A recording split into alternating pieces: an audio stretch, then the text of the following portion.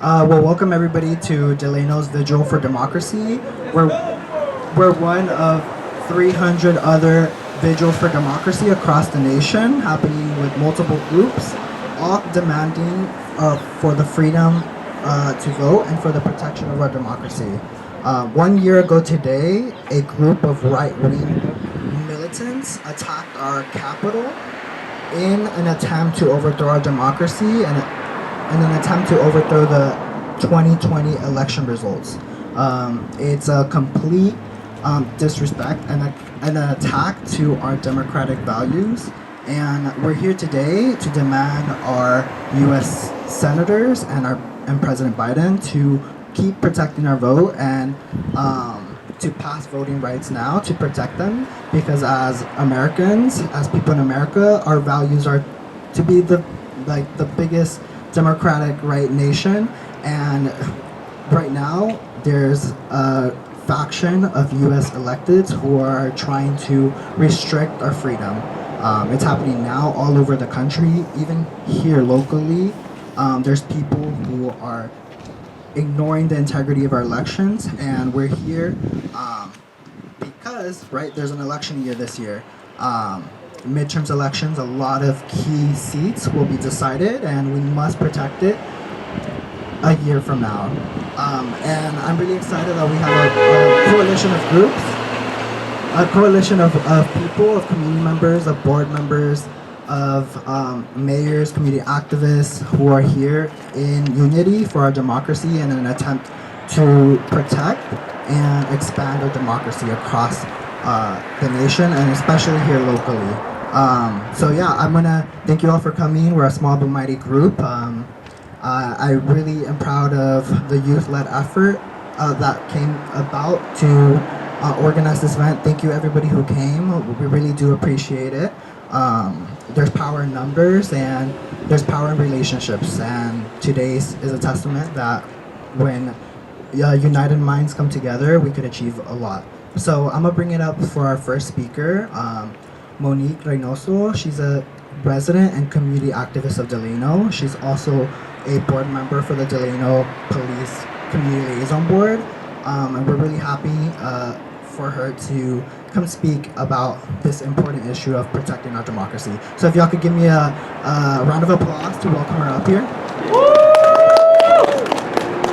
So thank you, Jose, for introducing me, and good evening, everyone. I first want to say thank you to everybody who came out today. I know everybody with COVID and busy lives that it's kind of difficult to make out to these events, but I'm grateful for everybody being here. As well, I want to say thank you to Law for Tomorrow for hosting this event. I think it's very important that we get our local Delano residents involved into these national issues. So just reflecting back on what happened today, last year, it was kind of a surreal moment to see that the potential of politicians, policymakers, their lives were threatened, and just general people who worked at the White House, and to know that this insurrection happened and with people involved in the Congress rooms, providing information, using tactics to get them inside there, just to be there. It almost feels unreal that this happens, but yet it's a sad reality that this occurred, that our political system is like this. Especially to know that in reality that these right-wing militant terrorists have done this before and will continue to do it, and have not been held accountable. So many of the politicians and individuals who enacted the insurrection or assisted still remain in positions of power. These positions of power affect our daily lives. Even those who just supported online, who continue to spread the misinformation of the election was rigged and other type of misinformation, their beliefs still impact us every day, from local level to state level to national level. So the beliefs that mail-in voting is fraudulent, or the beliefs that we need more voter ID laws, are just ways to disenfranchise many of our BIPOC, Black, Indigenous, people of color, LGBTQ plus community, and our low-income and immigrant communities, to prevent them from electing, because they understand that when our disenfranchised communities have the power to vote, that they're no longer in these right-wing militants will not have power, position of powers in the White House.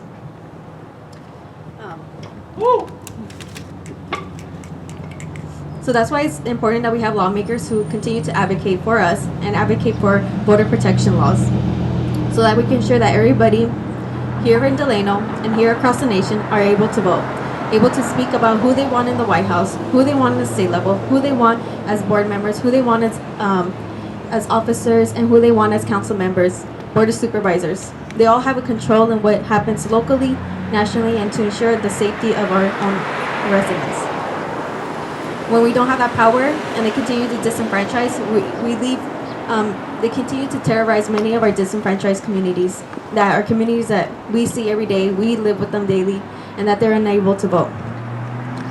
So I encourage, that everyone here, if they're able, there's some local bills that are in the works, statewide, nationally, and even locally, that we could advocate, talk to our local senators, and to talk to them and say, and to encourage more voter protection laws to ensure that everyone has the ability to vote, and that this protection and the insurrection, the individuals who caused the insurrection are held accountable, and the people inside the Congress rooms, they're no longer in there. Thank you. Thank you so much, Monique. Yeah, can I get another round of applause for Monique? Yeah.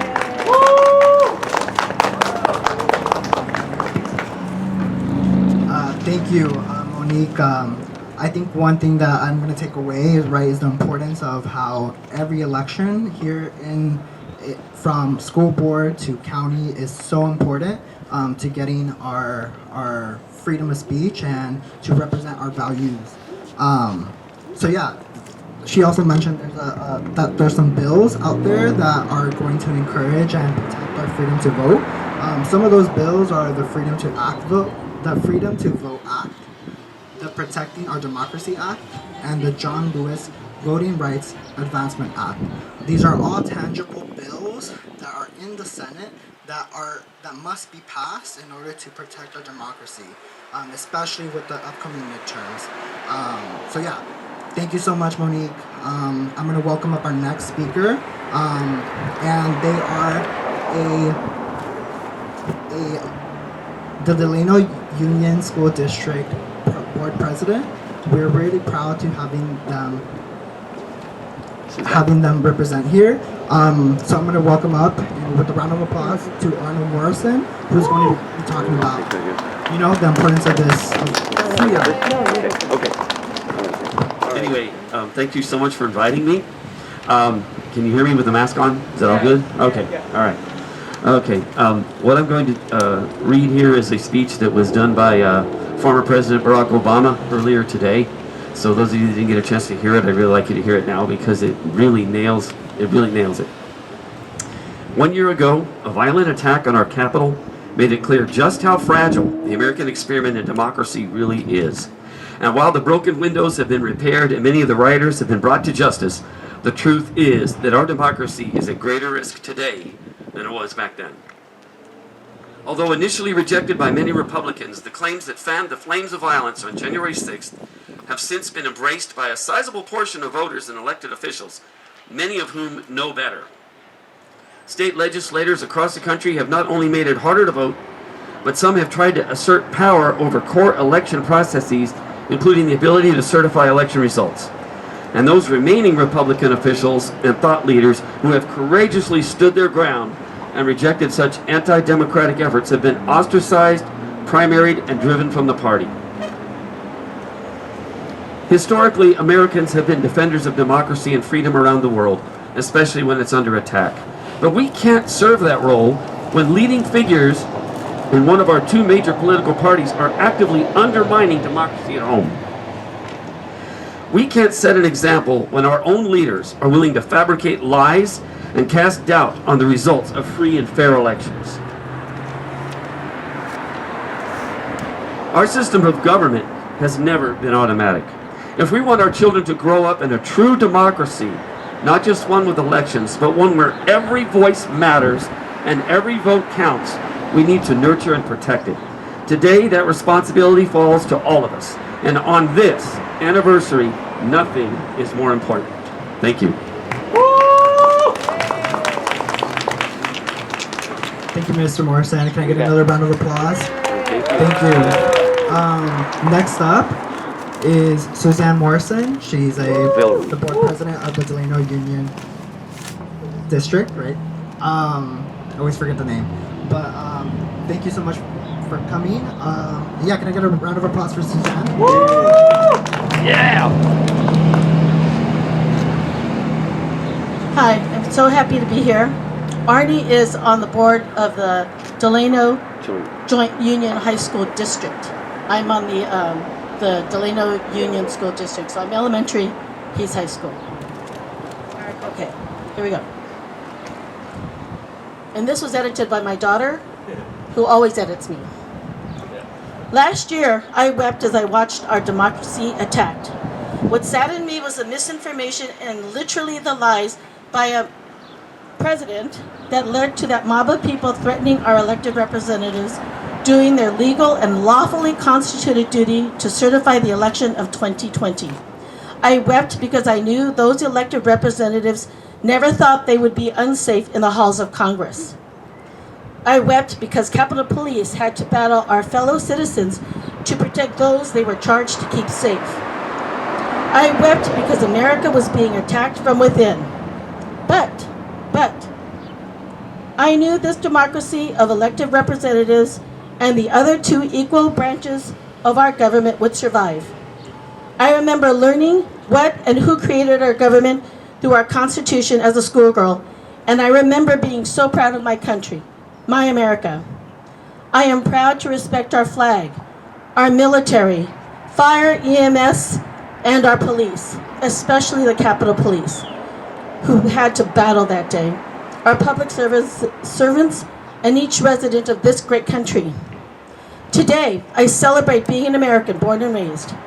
I am proud that President lost the election of 2020, and had the popular vote been the vehicle of election of 2016, he never would have been president.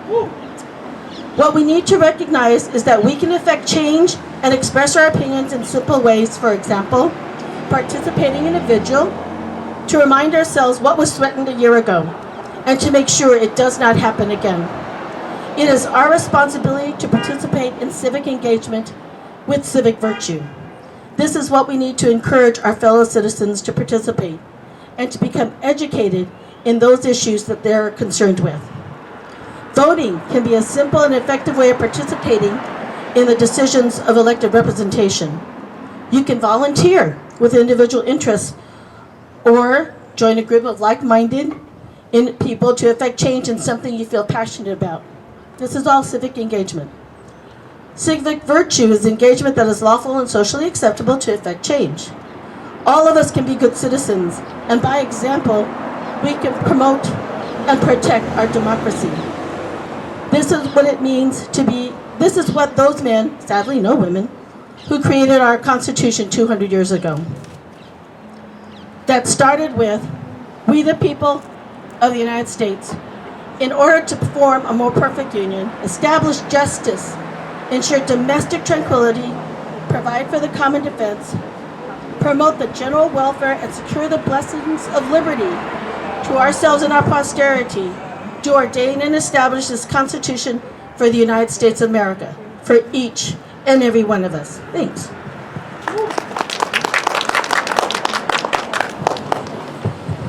Thank you so much, Suzanne and Arnold. We're really happy you could join us. It's important that we have a broad coalition of elected officials, community activists. So thank you so much.